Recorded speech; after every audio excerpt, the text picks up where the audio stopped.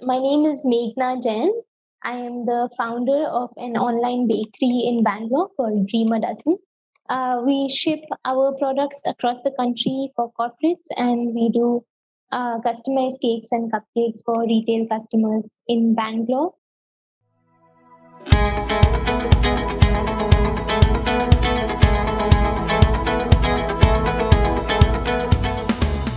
Hey guys, I'm your host Chiranjeevi Gante and you're listening to Thirsty Thursdays. And in this episode, we have Meghna Jain from Dream a Dozen.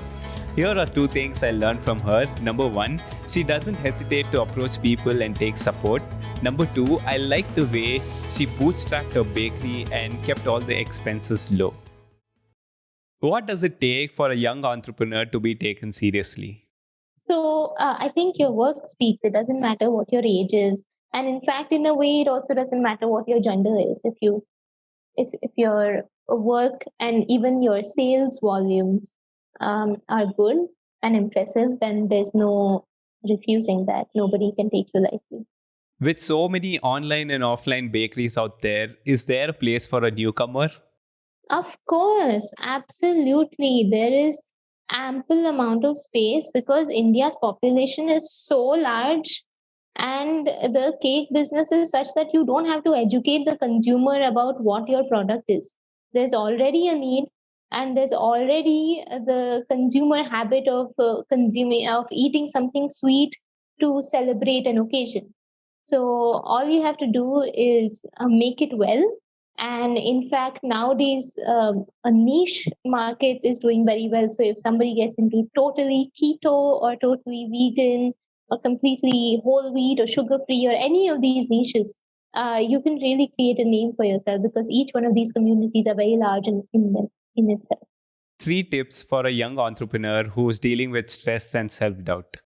I deal with self doubt by talking to people, and I just talk about what is bothering me. And the more I voice it out, the more I start finding solutions. I also try to look for things that inspire me. So if my mind isn't working and I'm not able to do any work, then I just like sit in one place and listen to a podcast or read a book or watch an inspirational movie. And that just makes me feel it just makes me feel like, oh, if they can do it, I can do it too. Your advice on cash flow management. Okay, so you should have your terms clearly set in writing.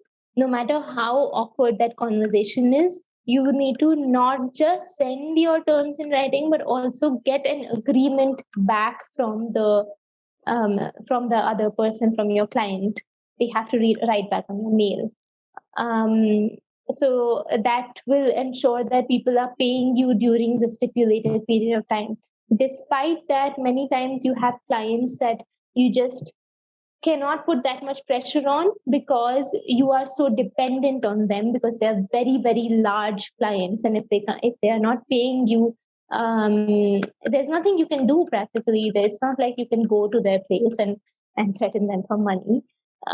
So a good way to would be to actually diversify where you are getting your sales from, so that even if one or two clients are giving you a tough time, you have some avenues where you are getting sales, where you're getting the cash as soon as the sale is made. So in our business, corporates might take some time to pay, but we are getting our daily sales from our retail side, and that keeps the cash flow, the cycle going. I would also say people don't realize that if you just keep your money sitting in a current account, it's not going to gain any interest. Please put it in a place where you are gaining interest, and even better if you put it in a place where you're gaining interest that's more than the inflation rate. That means your money is working for you. How to balance quality and growth in an organization? I have seen that when entrepreneurs are personally invested and physically present, then the quality is unlikely to come down. Whereas it's right that scale and growth sometimes they're inversely proportionate to quality.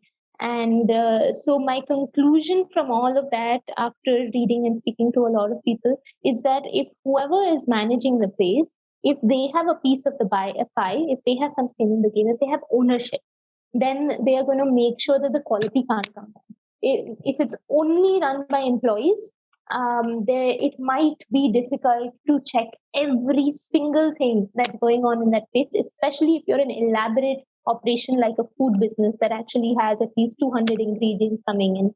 If you have only 7-8 products, it's a lot easier. Your tips on networking? My tips on networking: don't be afraid of asking. If you don't ask, the answer will always be no. Just approach people. Don't be a creep, but don't just approach people. Just say that, hey, you know what? I saw you over here, so I did this with someone who I saw speaking at an event at IMB.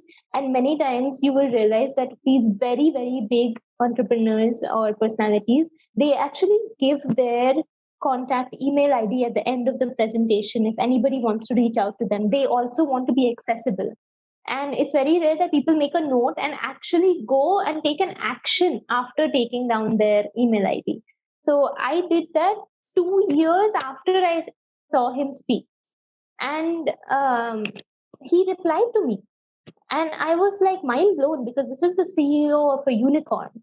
But he replied to me, and you will be surprised by the number of people who will reply to you if you write a decent mail, not explicitly asking for something. Like, I'm not going to him saying, please give me 1 crore rupees, but I'm just going to him saying, hey, this is what my business idea is. I'd love to get 15 minutes of your time just to bounce it off. And I'm just looking for a mentor to do this. And someone might just want to pay it forward. Courses, certification, or skills required for an entrepreneur who's running a bakery? I chose very deliberately not to be a pastry chef. And to be only an entrepreneur. So I knew and know how to bake to the extent of enough knowledge to run the business, but I am not skilled enough to call myself a pastry chef, and I have not done the courses required for that. If you want to do that, then nowadays, especially in the last 5-6 years, there is, of course, Lavon is the most famous one. There's Whitecaps, there's APCA. There are many schools that are coming up all across the country for this course. It's a very expensive course, but I'm sure that it gives you that much amount of knowledge.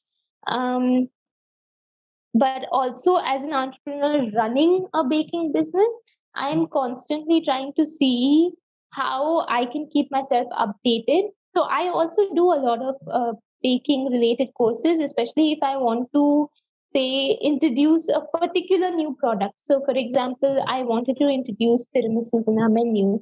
And so I signed up for a workshop. And most of the times you'll find these online workshops are not that expensive. Between 1,000 to 2,000 rupees, you can get access to it. I signed up for the workshop, and I made my whole team sit with me to watch that workshop. And so it brings value to the team also. They also feel that, yes, this company cares about our growth.